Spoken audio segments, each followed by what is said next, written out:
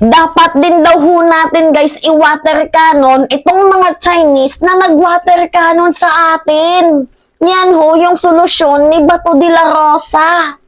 Talaga nga namang nakakaloka tong solusyon mo. Talagang napaka-violente. Tumatanda na tayo pero yung pag-iisip mo paurong, paatras. Hindi na nagbago, wala man lang pinagbago, magi-end of the year na Senator Bato de la Rosa, pero yung pag-iisip mo parang bobo pa rin.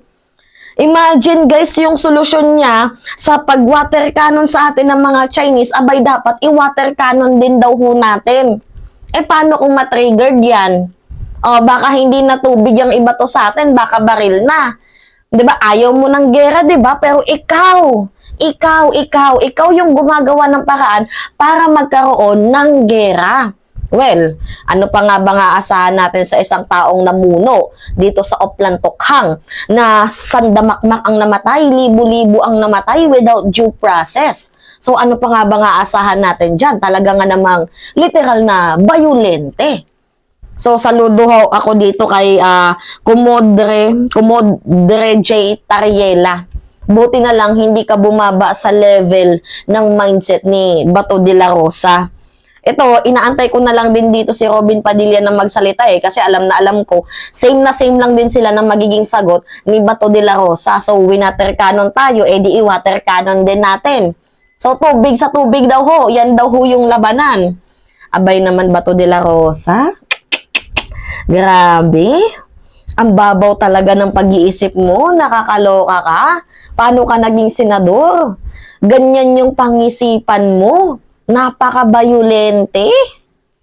Hindi man lang nag-iisip, hindi pinag-isipan. Napaka-bobo. Diba? Nakakaloka. Anyway, isabi dito guys sa balita, tubig sa tubig. PCG won't stoop down to China's level.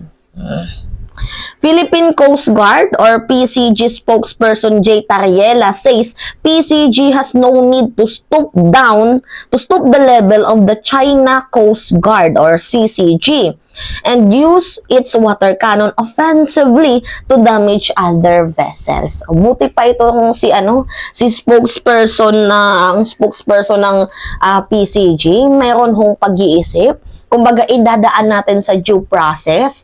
Huwag tayong bumaba sa kanilang level na kung ano yung ginawa nila, gagawin din natin sa kanila. Diba? Samantalang itong si Bato de la Rosa, naturingang senador, pero napaka minsan ka na nga lang mag-iisip, yung hindi pa pinag-iisipan, nag-iisip ka ba? Ha, Bato? Diba, nakakaloka? Yung kumbaga, literal na kung anong ginawa sa'yo, yun din yung gawin mo sa kapwa mo, kahit alam mo namang mali. Idaan natin to sa tamang proseso, kasi lahat naman yan, alam mo sabi ni Bato, ayaw niya ng gera. Pero ikaw yung nagpapatriggered sa gera Ayaw mo ng gera, pero ikaw mismo ang nagpapatriggered para magkaroon ng gera. Malay mo, pag ginantihan natin yan dyan ng water cannon din, baka malay mo bukas hindi na water cannon yung ipapaputok sa atin, baka malay mo mga baril na. Diba? Yan yung mindset mo ba? Alam nyo, inaantay ko din itong magsalita si Robin Padilla Talagang inaantay ko na itong si Robin, ang tagal magsalita Kasi alam ko naman na same lang din sila ng mindset ni Bato. Nakakaloka tong mga hinayupak na to. Anyway, sabi pa dito, meanwhile, Senator Bato de la Rosa proposed arming our PCG with powerful water cannon as it commensurate response to China Coast Guard aggression. So, ito yung response ni Bato. Arm din natin yung powerful na water cannon. Tubig sa tubig. Tubig sa tubig, commensurate response lang doon sa kanilang aggression. Kung nililaser tayo, dapat equip natin ang Coast Guard natin ng laser. Yan yung sabi ni Bato de la Rosa. Pero sinoplak siya guys ng spokesperson ng Philippine Coast Guard na si J. Tariela. Ano yung sabi ni J. Tariela? We don't need to go down to the level of China. China Coast Guard using their water cannon to use an offensive weapon and damaging other vessels. Nasoplak ka, malala. Diba?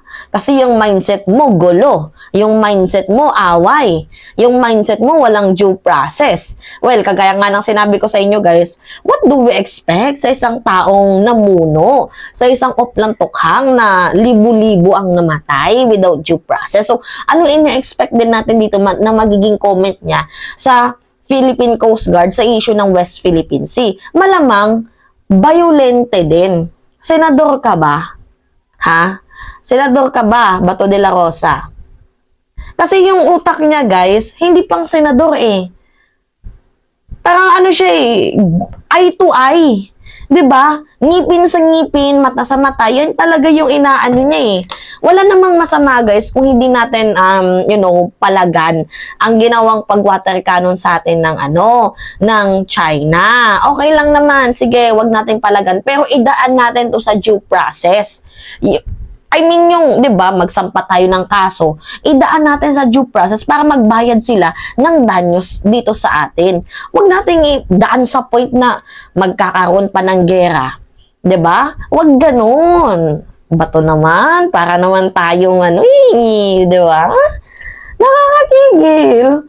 Imagine, hindi ko na-expect na ganito yung magiging sagot talaga ni Bato de la Rosa. Pero, ang ina-expect ko kasi dito, violente siya. Pero hindi ko naman ina-expect na pati din dito sa West Philippine Sea, yung kanyang response ay very violente din. Ano ba naman yan? Hindi ka na nga marunong mag-isip ng paraan, tapos minsan ka na nga lang mag-propose, hindi mo pa pinag-iisipan. Ano yung gusto mo? Magkaputukan. Ha? Kasi yan guys yung magiging resulta ng ng pinopropose niya na dapat gawin kapag winater cannon tayo, water cannon din natin. Yan yung magiging resulta niyan guys, kundi gera. Di ba? Kawawa naman kami mga mamamayang Pilipino. Walang masama na ipaglaban natin ang ating bayan, pero sa tamang pamamaraan. Hindi yung idadaan natin sa pagiging aggressive, sa pagiging violente. Huwag tayong umano sa level nila.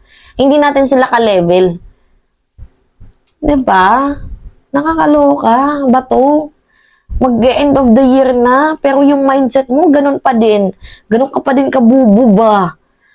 Bago-bago din pag may time. Kaya kayo guys, kapag tumakbo man to as a senator sa susunod na eleksyon, pag matapos ang kanyang termino, huwag niyo na itong iboto.